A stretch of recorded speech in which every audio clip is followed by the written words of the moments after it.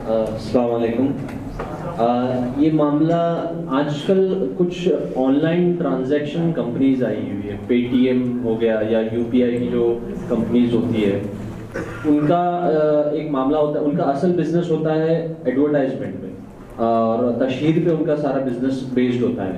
वो लोग ऑनलाइन चीज़ें बेचते हैं और बहुत सारी चीज़ें करते हैं, उस पर उनका बिजनेस होता है। तो वो लोग इंसेंटिवाइज करते हैं अगर हम उनके थ्रू ट्रांजैक्शन करेंगे। मतलब वो लोग अगर हम लोग उनके थ्रू, जैसे अभी मैं जब यहाँ आया तो मैंने जो फीस भरी काउंटर पे, वो मैंने एक यूपीआई ऐप के थ्रू भरी, मैंने कैश नहीं भरा। तो वो लोग उसके बदले कुछ कैशबैक देते हैं, 100 रुपया 150 रुपया। अगर मैंने 2500 भरा है तो 150 रुपया कैशबैक मिलता है। तो उस कैशबैक को लेना कैसा है? और इसी से मिलता जुलता ये सवाल है कि ऑनलाइन जो हम लोग ट्रांजैक्शन करते हैं, जैसे आपने बताया कि अगर वो मीडिएटर है, एजेंट है, मजदूरी के तौर पर वो बेच रहा है चीज़, अमेजोन फ्लिपकार्ट वगैरह, तो वो जायज़ हो सकता है। तो वो लोग भी कभी कभी कैशबैक देते हैं, तो उनका भी लेना कैसा है? देखिए, अभी जो आखिरी रिवायत हमने पढ़ी है, एक बार फिर से उसको निगाह में दौड़ाइए और इसका जवाब तलाश करें। अज़्ज़हबु बिज़्ज़हबि वल फ़िज़्ज़तु बिल फ़िज़्ज़ति अल हदीस। सोना सोने के बदले में, चांदी चांदी के बदले में। अगर पैसा पैसे के बदले में है तो दो शर्त ज़रूरी है।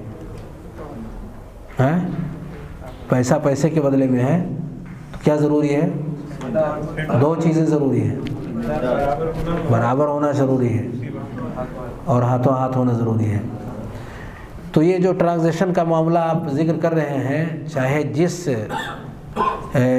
सहूलत को अपनाते हुए की जा रही हो, पेटीएम हो या जो भी हो, अगर 5000 हमने किया और वो 5000 हमारे अकाउंट से कटा और वहाँ पहुँच गया, सेम 5000 कटा 5000 पहुँच गया, सही है, कोई हर्ज की बात नहीं है। पर उस पर 100 रुपये कैशबैक आए, इसी का नाम सूद है।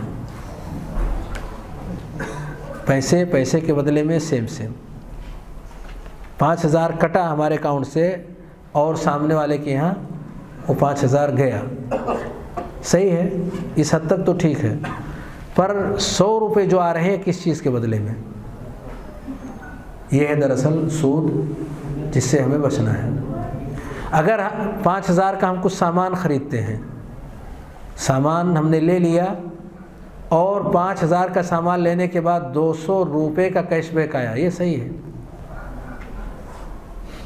ये सही है, क्योंकि हमने पैसे से हमने सामान ख़रीदा है।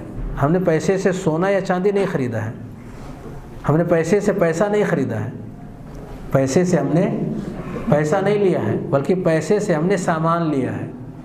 तो सामान में अगर कैशबैक आता है तो कोई हर्ज नहीं, उसके कम और ज़्यादा होने में कोई हर्ज नहीं, चाहे जितने कम में बेचे चाहे जितने ज़्यादा में बेचे। अगर हमें पसंद है तो ले लिए, कोई हर्ज की बात नहीं है।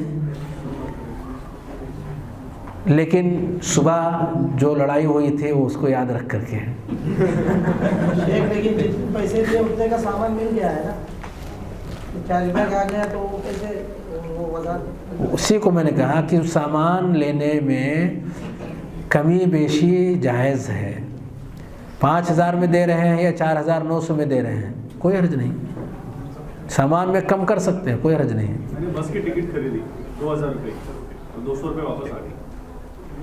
हमने टिकट खरीदा, पैसा पैसे के बदले में नहीं है तो कोई हर्ज की बात नहीं है। इसको हमेशा जहन में रखें कि अगर एक जिन्स है सोना चांदी और दूसरा जिन्स है बकिया सामान, तो सोना चांदी के बीच में और सोना चांदी ही में से रुपया पैसा भी है, अगर इनका आपस में तबादला होता है तो कमी बेशी नहीं, फिर उसके अंदर कमी बेशी नहीं। लेकिन एक तरफ सोना है, चांदी है, रुपया है और दूसरी तरफ सामान है, कोई भी सामान हो, तो चाहे जितना कम हो चाहे जितना ज़्यादा हो, उसमें कोई हरज नहीं है। कभी भी ऐप इंस्टॉल करने पर कैशबैक आता है, कोई हरज नहीं, कोई हरज।